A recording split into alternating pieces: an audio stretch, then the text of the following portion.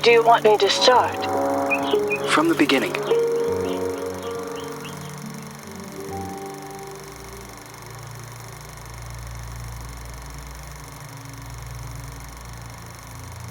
One late afternoon, a mysterious woman, who introduces herself as Dr. Reed Rosemary, visits the villa of the old notary, Richard Felton, whom suffers from a strange disease. He is assisted by his personal nurse, Gloria Ashman. After a brief and fruitless conversation, Reed is exposed as an imposter. She has come to the villa to find out what really happened to Felton's missing adopted daughter, Celeste. After being thrown out and refusing to give up, Reed hides until nightfall and sneaks back into the villa to search for clues.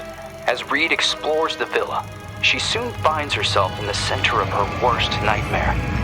Richard Felton has killed his wife, Ariana Gallo, and has lost his sanity. Upon learning that Reed has infiltrated the villa, Felton and a mysterious red nun begin hunting Reed. Reed eventually reaches the attic, where a mysterious girl who claims to be called Jennifer is found looming in the shadows. Reed eventually discovers that Richard Felton and the Jennifer in the attic are actually the same person. Richard Felton was born as a woman, but was then forced by her cruel father to live as a man. Phenoxyl, a drug created by Felton, the Ashmans, and Professor Wyman on the Rosagallo farms, was created from a rare breed of parasitic moths to repress and erase traumatic memories. It is revealed that the drug was tested on Felton and the nuns of the nearby convent. The drug caused terrible side effects: hallucinations, severe light sensitivity, and homicidal rage. As Reed was escaping Jennifer, Gloria returns to the villa and offers to help Reed. Gloria drugs Reed, and upon wakening, she finds Gloria forcing Felton to cut out his own tongue and burn himself to death. Gloria reveals that she is the Red Nun, the sole survivor of the fire at the convent, which was started to cover up the phenoxyl experiments. Gloria had been hypnotizing Felton for revenge. After a frantic confrontation, Reed manages to escape Gloria's murderous rage. Just before Gloria passes, she reveals that Celeste is still alive and that she had fled the Felton villa years ago. Reed must continue her search for unanswered questions. If Gloria was the daughter of Felton's associates, the Ashmans, why was she used as a guinea pig for experiments in the convent? Who were the Feltons protecting their daughter from? What happened to Celeste Felton?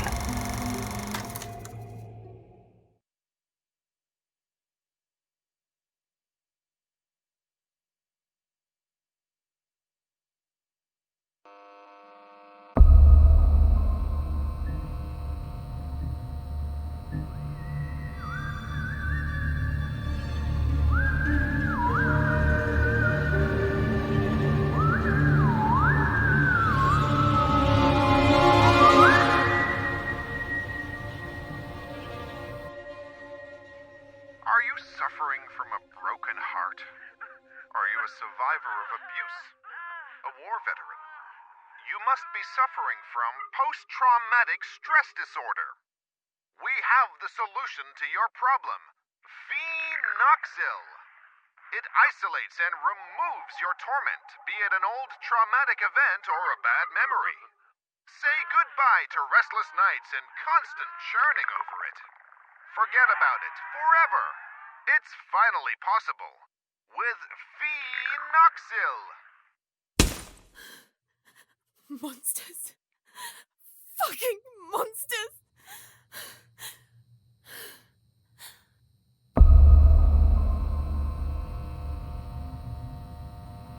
You can't erase memories forever. It would be like erasing time itself. Memories and time go hand in hand. The consequences would be even more devastating than Alzheimer's disease. There would be no separation between pre- and post-trauma. The memories would wander autonomously in search for answers, for a common ground. Fractured by spells of amnesia, hallucinations, and emotional swings, two opposing perceptions would coexist, overlapping and threatening one another, to the detriment of the one truth now shattered. The so-called porcelain memory.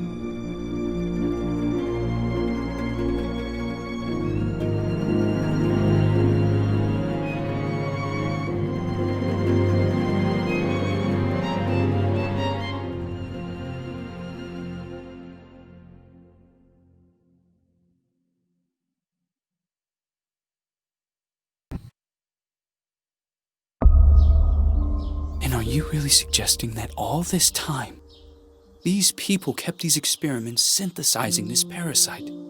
The moths that were carried out on the nuns at the plantation a secret, making them intentionally ill as if they were lab rats?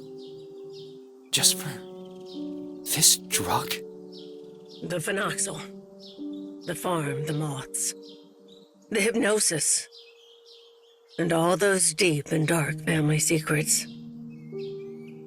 Family secrets are very dangerous. The most dangerous of any kind. The only way to survive was burying them so far down inside ourselves. And to move on. Richard Felton, Oriana Gallo, Professor Wyman, the Ashman sons, Stefano and Gloria Ashman. They all made a choice. And so did I. So you chose to forget? For 49 years. I left a part of me behind at that time. I did everything they asked of me. forget. But one day, that missing puzzle piece resurfaced, like dirt stuck beneath your fingernails. It is there, and always has been. Sometimes it is a song, a lullaby, or a certain item. But for me, that missing puzzle piece was a special person. A lonely one, just like me.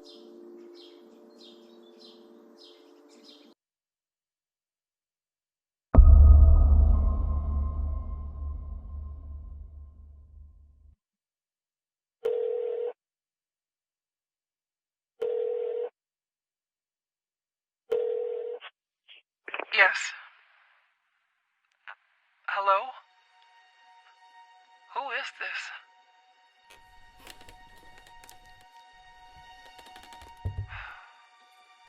Ashman? Mr. Ashman!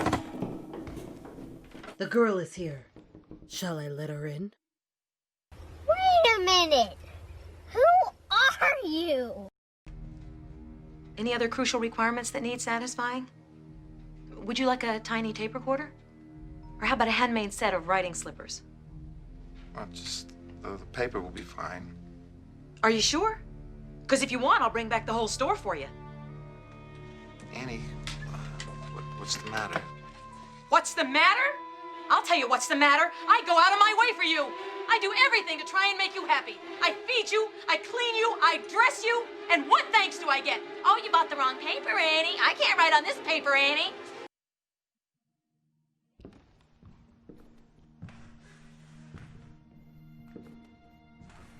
Go on. Sit down. You know why you're here, young lady, don't you?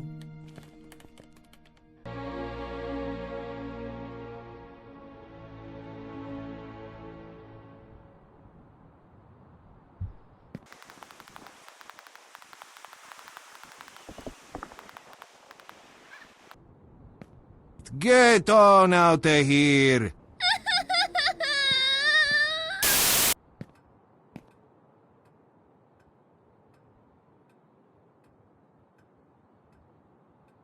I am willing to turn a blind eye to the money and the cigarettes. Don't be fooled into thinking that I don't know about them. But for everything else, I refuse to do so. This is not a tourist resort, nor a playground. Breaking an entry? Larceny! What plans did you have for that gun? For God's sake, Jennifer, tell me! I don't know anymore. It seems you are a magnet for trouble. From what I'm reading, you caused a lot of hassle, especially at the Flemington Girls Institute. Other girls similar to you ended up straight in juvie. Did you know that? All I can do is apologize. I can assure you I never intended... Young lady, what are you running away from? You are safe here. You can talk to me about it. I'm serious! Very well. We will have to talk about this again. Considering what has happened, I have made arrangements to give you new chores. You will help Eliza in the kitchen. But sir! You will do your best. I've always done my best here! I seriously doubt that. When you become of age, you will do as you wish and as you see fit. But until then, you are under my care and you will do as I say.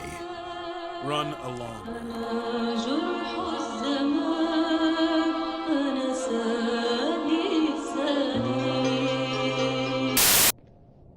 Oh, and by the way, Lindsay will no longer be a problem for you. What do you mean? She insisted that I send you elsewhere. Instead, I have organized to have her transferred to another facility. They will be coming to collect her next week. You may leave.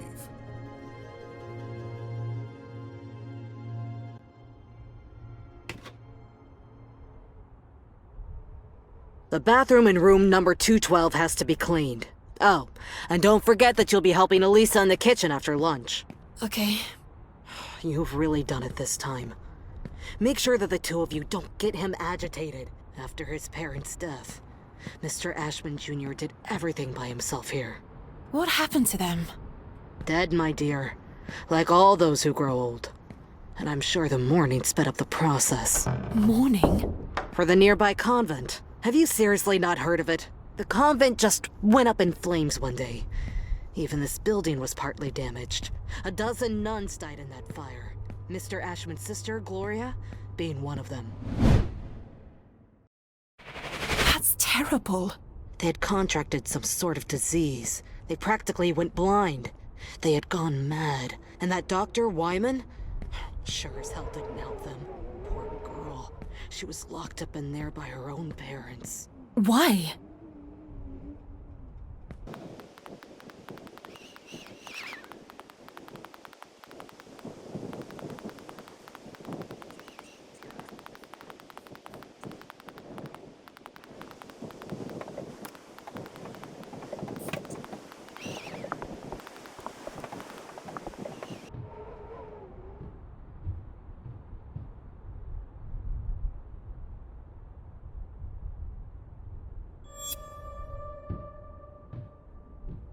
Locked.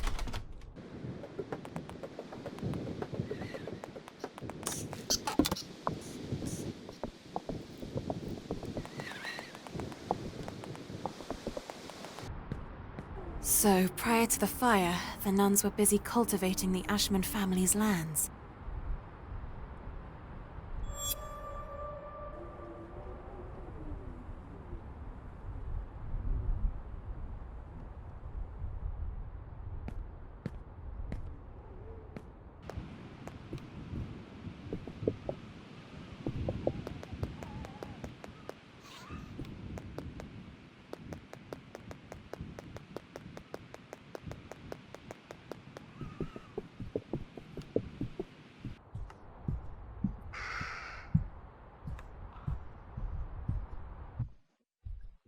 Hi, Jen. Oh, Andrea. I'll start with room 213.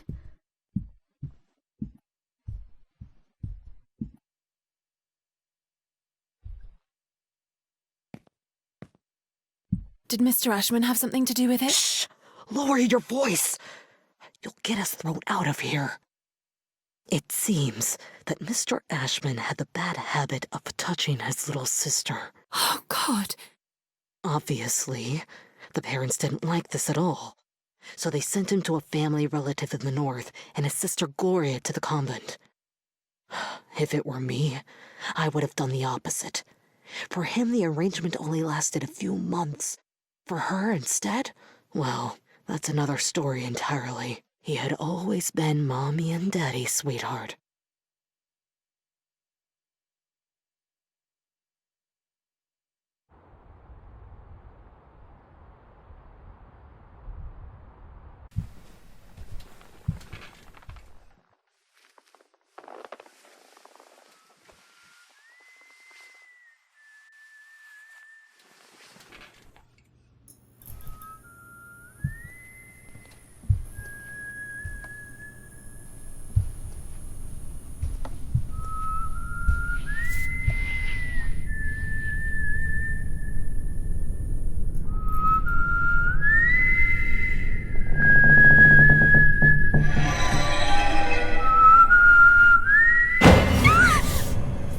Helen, you scared me! I'm sorry. Ever heard of knocking? No way. That is so last year. Everything okay with Ashman? Of course. Fantastic. Never better. Everything is great. He got angry, didn't he? Why would you care, Lynn? Tell me. I was just asking. Asking what? It's none of your business. What are you talking about?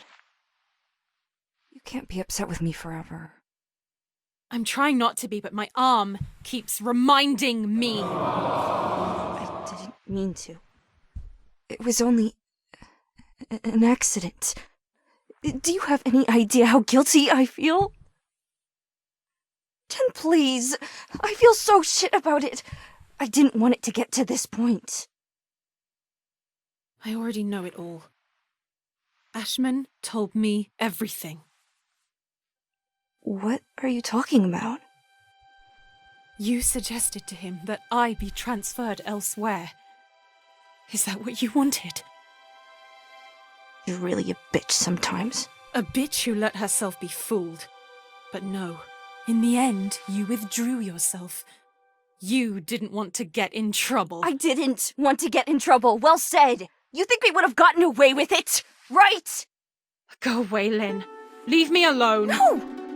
You're going to let me speak. Go away! Just please! Open the fucking door! Door!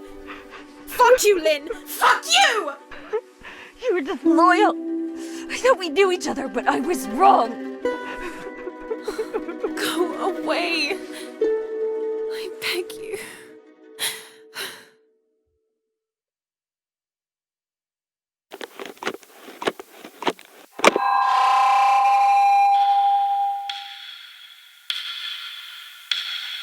My God, I have to leave this place at once.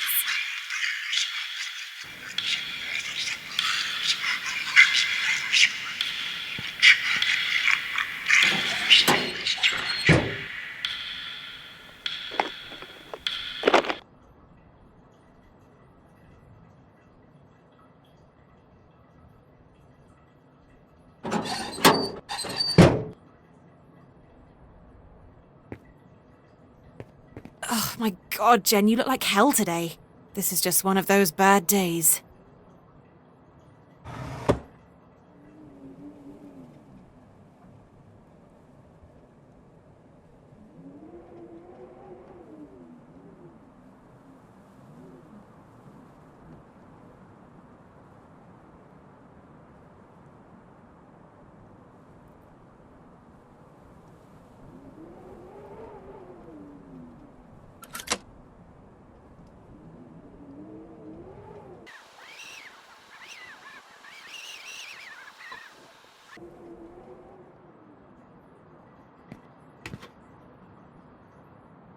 Lynn?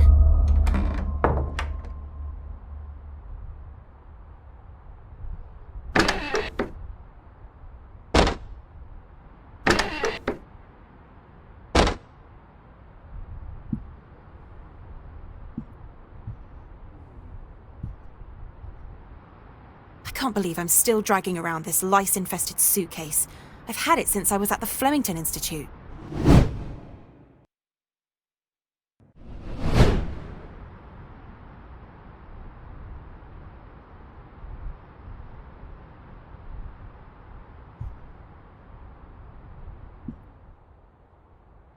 The hotel will reopen in late spring. Until then, I will only see the same ugly old faces.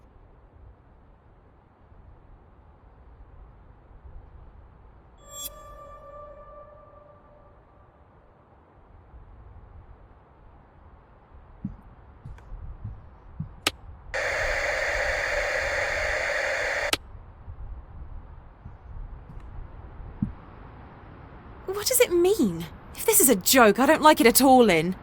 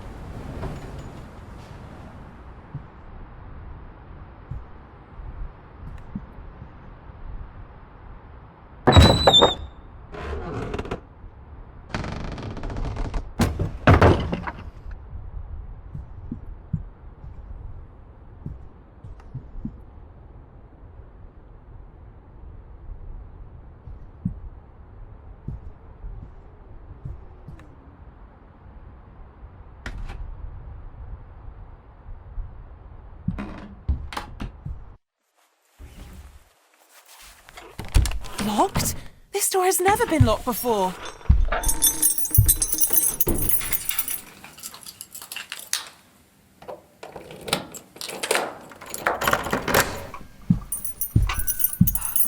exhausted.